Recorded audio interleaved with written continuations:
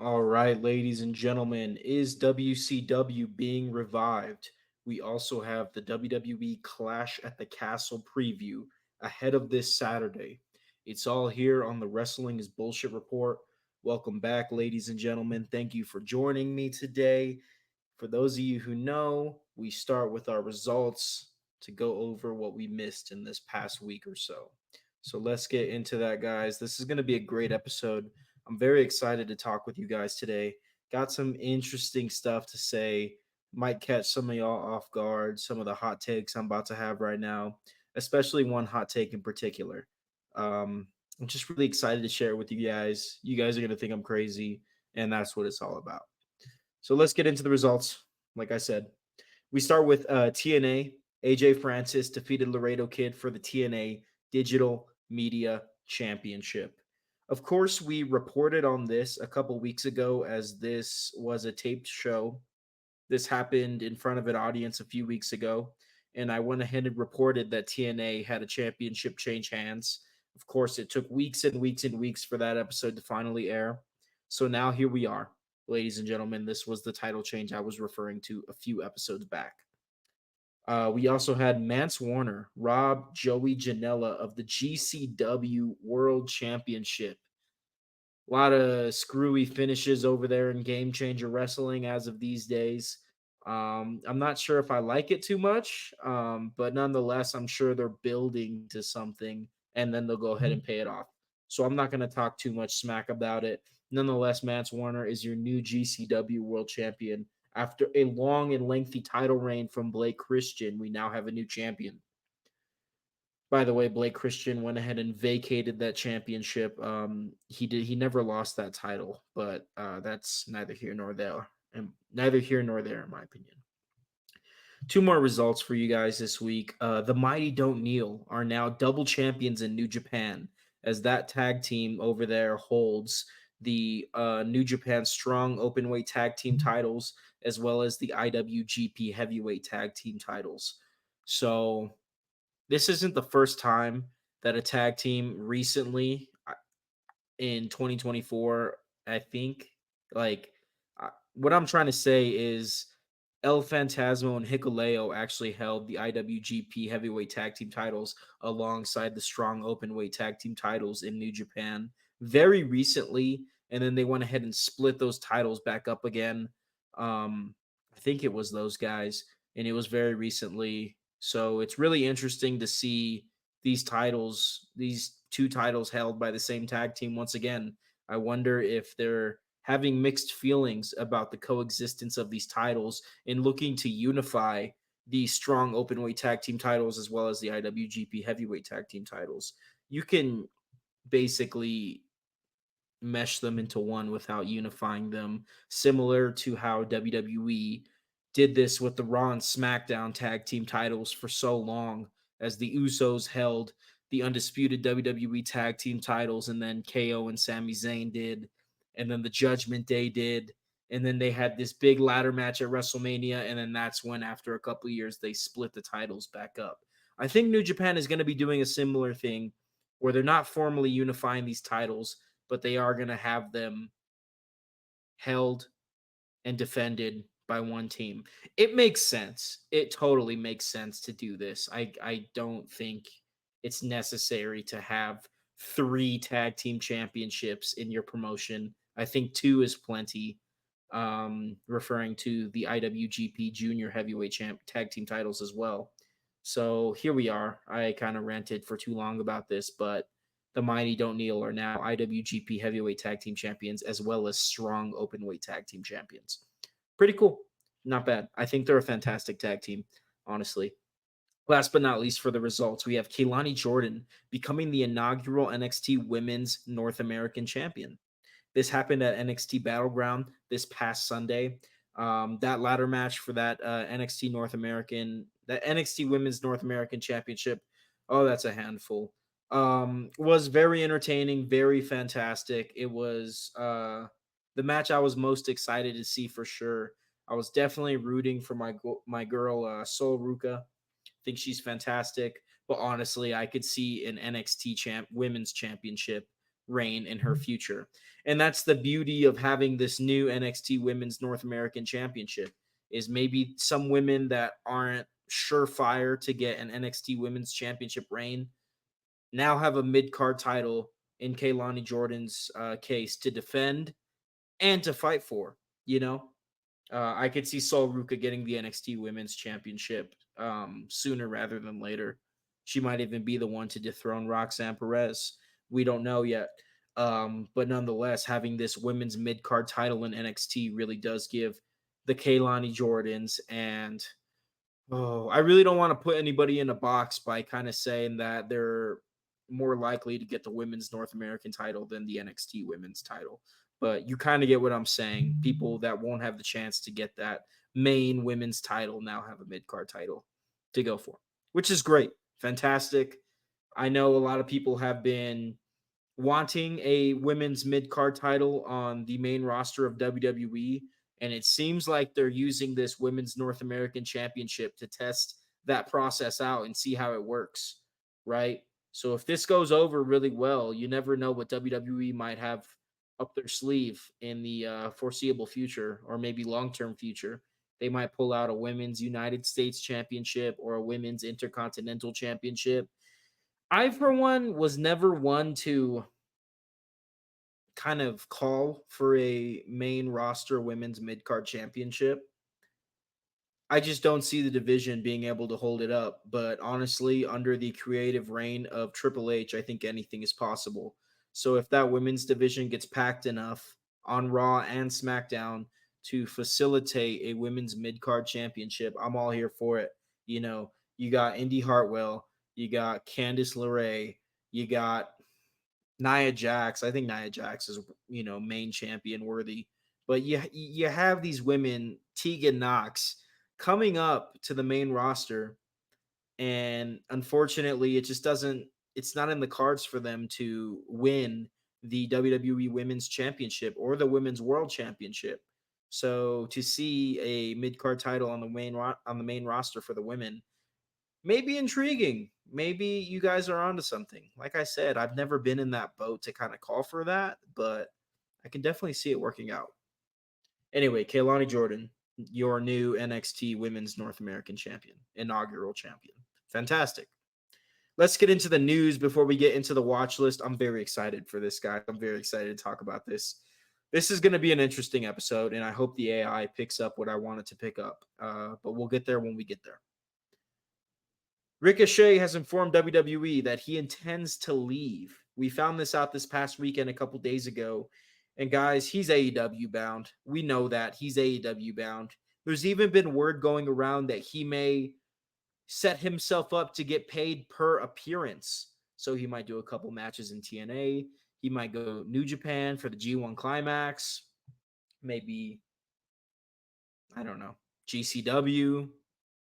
But I think All Elite Wrestling has the money and they're going to lock his ass down to a contract eventually, right? Like, I definitely think Ricochet is AEW bound if he's not staying with WWE.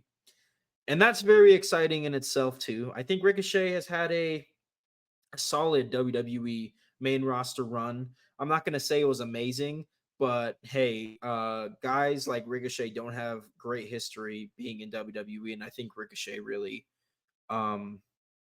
carved his own path and made it happen for 5+ years in WWE and NXT. And all the more power to him if he is satisfied with his run and wants to go join this other grand world of professional wrestling outside of WWE. I think he's going to shine. Ricochet versus Will Ospreay. Oh my goodness, we're going to get that again, aren't we? Yep. I'm here for it, man. I discovered Will Ospreay and Ricochet through their 2016 Best of the Super Juniors match, were the one that broke the internet, basically. So I'm very excited to see what the future holds for Ricochet outside of WWE. And then this next bit of news is going to be very vague on purpose. The championship of an American promotion has changed hands on a taped show. I'm not going to tell you which championship or which promotion I'm talking about, because if I give that away, it'll be very obvious. And I'm not in the business of spoiling shows. A lot of wrestling shows these days are taped. So when a title does change hands, just with the way social media is, I definitely find out about it more often than not. And that's kind of what I don't even know why I'm reporting it to you guys because it's so vague. But a promotion here in the United States that runs a taped show has seen a title change hands. And it's probably not the promotion you think. It's not TNA. I'll give you that much. It's not TNA. I'm not going to tell you which promotion it is, and I'm not giving you any more information after that. But when the show does air, we will talk about it. Okay. All right, guys. I hope the AI picks up on this one because I think this will make a fantastic reel. I could already see my comment section. People are going to be calling me crazy for what I'm about to pitch. But let's have some fun, guys. Let's get a little crazy here. Let's do it. Very unique thoughts about to come out of my mouth right now. Very unique perspective that no one else is really going to talk about, to my knowledge. But WWE has applied for the WCW trademark. And a lot of people in this community have speculated that WWE may be reviving WCW. Listen, ladies and gentlemen, this trademark is only for merchandise. But let's have some fun for a couple minutes. What if WWE was to revive WCW all these years later? And what would that look like? Oh boy, let's get into it. I really want to do this really well. So let's do this.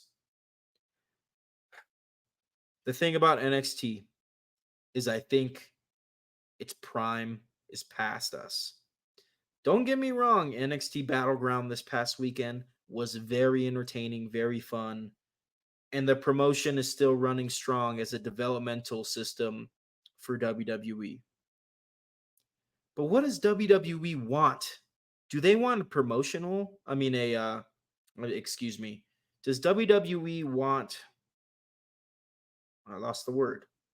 Does does WWE want a developmental system, or do they want a solidified third brand? Because I'm sorry, NXT will always be a developmental, as it should be. That's all that it was ever designed to be.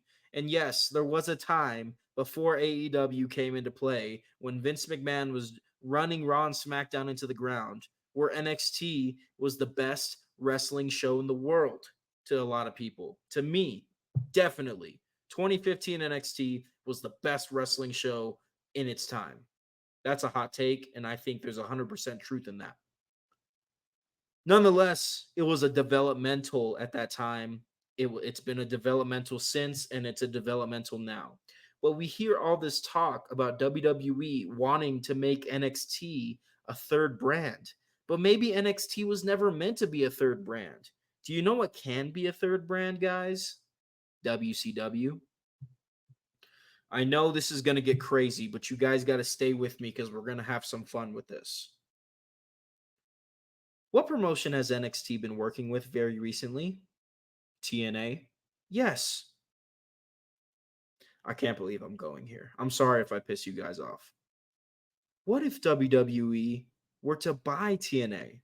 WWE has so much money. TNA has been a little rocky since Scott D'Amore left. And not a lot of people are saying that, but I think it's the truth. 100%. I'm a little worried about the future of TNA. Now, I don't think that the promotion will close its doors.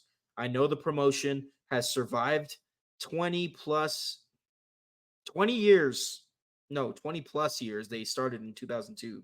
20 plus years of ups and downs, and I think they will continue to survive. But nonetheless, ladies and gentlemen, what are they going to do if WWE gives them money and an offer that they can't refuse, and then takes what TNA is now, merges it with NXT to revive World Championship Wrestling? The thing about this happening in an ideal world, in a realistic world, is yeah, you would have to have the things that made WCW feel like WCW. And you would have to expand on those good things that WCW created in the 80s and the 90s, only the good things in theory, and turn it into something new, turn it into something that the modern wrestling audience will enjoy and consume. Let me summarize what I just ranted about a little bit. NXT and TNA merging as WWE purchases TNA to revive WCW. Make it a legitimate third brand. You can have some developmental aspects to it. Basically, NXT Level Up can be WCW Thunder, and the episode of NXT's on Tuesdays can be WCW Nitro. You can have people get the reps in on WCW Thunder, and you can have people get the reps in on WWE Speed, right? We got to take into account that NXT, a big developmental brand, will be gone. So these wrestlers that are training and learning are going to need to get their reps in elsewhere, even house shows. I think WWE can survive without NXT these days. And if you wanted to recreate WCW, I think it can happen.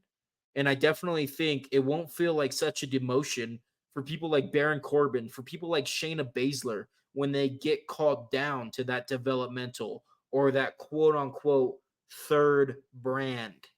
I think WCW has legs to be a third brand for WWE more than NXT does.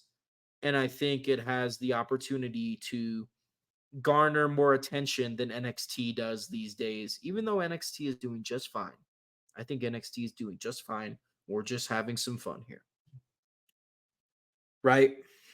WCW back in business. And if WWE really wants to take fans' attention away from AEW, then creating a solid must watch third brand in WCW is a way to do so. There is a lot of markets that WWE does not get to with their premium live events. They maybe put a Raw or SmackDown there once a year, such as Denver, Colorado. These types of B markets would be great to host WCW premium live events. Even host one or two episodes of WCW Nitro a year. WWE has the money to pull this off. WWE has the facilities to make this happen and make this work. And there's all the more reason to do it, especially when you got AEW fighting and inching and clawing for the fans. WWE would blow AEW out of the water if they successfully revived WCW and made it must watch for fans, even more must watch than NXT is. And there would be a place for people who are lost on the main roster to go and find success on a third brand opposed to a developmental system. Guys, it'd be so cool. Once I had this idea in my head, I couldn't get it out for the past few days. And then it went a bit further. What if Paul Heyman twisted Triple H's arm, Uncle Trips, and said, "Let me try to do a Paul." No, I'm not going to do a Paul Heyman accent. I won't do it right. Can you guys guess where this is going before I even say it? What if WCW's success in 2024, 2025, 2026 led Paul Heyman to want to bring back ECW? Oh my gosh, I sound insane. Bring back ECW the right way. Not the Vince way, the right way. If only there were a spiritual successor out there in the world of professional wrestling. Oh, that's right. There's GCW. I'm going full insane. They should lock me up and put me in an insane asylum for the past 5, 6, 7 minutes of what I've been ranting about. But what if Paul Heyman twisted Triple H's arm and Triple H bought GCW to make it ECW? And obviously, Peacock probably wouldn't be down to host ECW premium live events. Okay, so what do you do from there? you find another home for it. The CW, home to WCW and ECW. Paul Heyman, now that the tribal chief is no longer our champion, can run ECW the way he wants to run it. I understand that ECW is the hardcore scene of the 90s, and GCW is the ultra violent deathmatch scene of today. And I understand that there are intricacies and differences between ECW and GCW. But nonetheless, you got to make these promotions, these brands, feel old and new. And I think there's enough there to where if Uncle Trips was crazy enough to offer the GCW group a shit ton of money, an offer that they can't refuse, and give Paul Heyman a new ECW to run with, dude,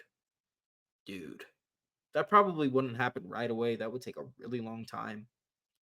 But can you imagine a world where WWE has Raw and SmackDown, NXT, and an inherited TNA become WCW as a viable third brand? And then somewhere down the line, Paul Heyman convinces WWE and company to buy GCW and he revamps it to ECW, revives ECW. So that way, if shit really ain't working out on the main roster, shit really ain't working out on the third brand that is WCW, you take your ass to ECW. Even if hardcore is more your style, you take that shit to ECW. Oh my goodness. I feel like this is okay. This is my last point with this fantasy booking of a lifetime that I'm creating here. I don't think WrestleMania weekend would feature other promotions anymore. I think people would try, but if you take TNA and GCW, two big other promotions outside of WWE in the game right now, and put them under the WWE banner, I think WrestleMania weekend is all WWE, right? I think like Thursday is an ECW show of WrestleMania weekend. Then you get to Friday, which is WCW. Saturday is Mania. Sunday is Mania, right? I don't think other promotions trying to run shows on WrestleMania weekend, if all this crazy shit was to happen, would stand a chance. And then I think AEW would take a shit ton of money and facilitate some 3-day wrestling festival that consists of AEW, New Japan Pro Wrestling, maybe the NWA, maybe AAA, maybe CMLL. Am I cooking or do I sound like a fucking madman? I just got back from EDC a couple weeks ago. So the concept of a 3-day pro wrestling festival with multiple promotions and a lot going on at the same time, just like complete wrestling overload of sorts, sounds like so much fun to me. Honestly, sounds so much freaking fun. Just imagine a 3-day pro wrestling festival where you see AEW, Ring of Honor, New Japan, NWA, Rev Pro, CMLL. Holy shit. Holy shit. You could do it in Vegas too. It'd be a lot of fun. Okay, guys, I'm done with this crazy ass speculation. But seriously, if you're watching this right now and you hear my crazy ass thoughts about WWE reviving WCW and then ECW possibly somewhere down the line, sound off. Let me know what you think. Even if you think I'm crazy, tell me I'm crazy. I know it's crazy, but I'm just going to leave it at that. I know it's crazy, but it can happen and there's reason for it to happen. Wow. Okay, guys, that's it for the news. I don't even know if that was news towards the end there. Let's get into the watch list, last but not least, before we get out of here. Tuesday, we got NXT. Lexis King faces Dante Chen in a Singapore cane match. What is a Singapore cane match? I guess we'll find out. Wednesday, AEW Dynamite. Mercedes Moné defends the TBS Championship against Zeuxis. AEW is on the right track with Mercedes Moné, having her as a focal point of AEW Dynamite, defending that TBS Championship almost weekly. Fantastic. Also on AEW Dynamite, Will Ospreay will defend the AEW International Championship against Rey Fenix. Cook. What you cooking up over there? Because that's fire. I want to try some of that. That's going to be sick, dude. AEW Dynamite has 2 must-watch matches this Wednesday. Watch AEW Dynamite this week. Friday, TNA Against All Odds. Jordan Grace hosts an open challenge for the TNA Knockouts World Championship. The System defend the TNA World Tag Team titles against Nick Nemeth and Ryan Nemeth. Mustafa Ali defends the X Division Championship against Trent Seven. And last but not least, Moose defends the TNA World Championship against Broken Matt Hardy. That's a great card right there. TNA Against All Odds this upcoming Friday. Very excited. Of course, you can watch all TNA pay-per-views and or premium live events with TNA Plus. Friday, GCW Lights Out in my home city of Denver. Mance Warner defends the GCW World Championship against Jordan Oliver. Might be going to my first GCW show this Friday. Very excited. We'll see what happens, guys. And then 2 shows on Saturday. Here we go. Saturday morning, if you're in the United States, WWE Clash at the Castle. Bianca Belair and Jade Cargill defend the WWE Women's Tag Team titles in a triple threat tag team match. Sami Zayn defends the Intercontinental Championship against Chad Gable. Bayley defends the WWE Women's Championship against Piper Niven.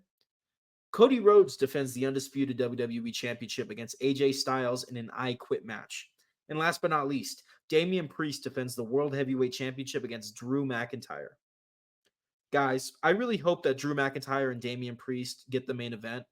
If I'm not mistaken, if they get the main event, this will be the first time that the World Heavyweight Championship gets a main event while the undisputed WWE Championship is also on the card. Usually, if both main championships are on the card, Cody Rhodes and that undisputed WWE Championship get the main event. But this is in Scotland. Homeboy Drew McIntyre is looking to grab that title in his home. Put the World Heavyweight Championship in the main event. It's time. I'm also very excited for Bayley and Piper Niven. I think they're going to put together a banger of a match. I think Bayley's been very underrated in her championship defenses bell to bell in the year of 2024, this year. And I'm very excited for WWE Clash at the Castle. It's going to be awesome. It's going to cook. Those fans are going to be rowdy as all hell.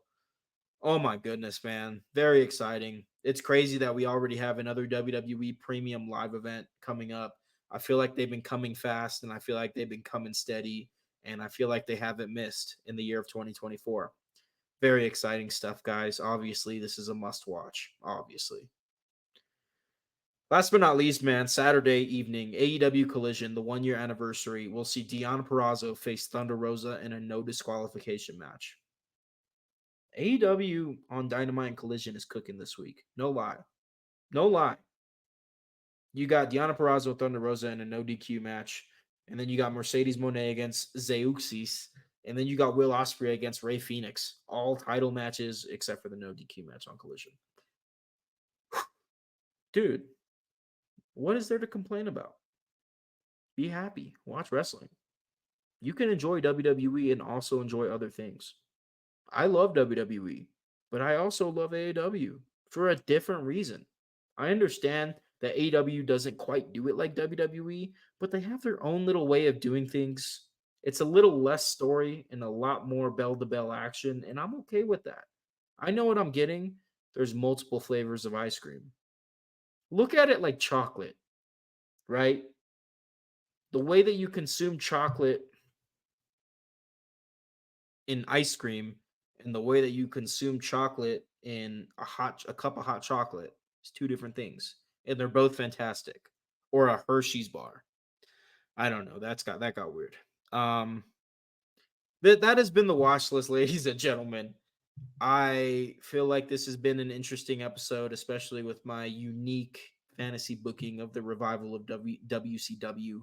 I hope you guys enjoyed this long-winded episode of the Wrestling is Bullshit Report. Enjoy wrestling this week, guys. You know, be good. And if you can't be good, just be. Enjoy life, guys. Enjoy wrestling. All right. Y'all take care. I'll see you guys next week where we react to WWE Clash at the Castle and any other crazy shit that happens in the world of professional wrestling between then and now. All right, guys. Peace out. Too sweet. You can't see it. There it is. Too sweet.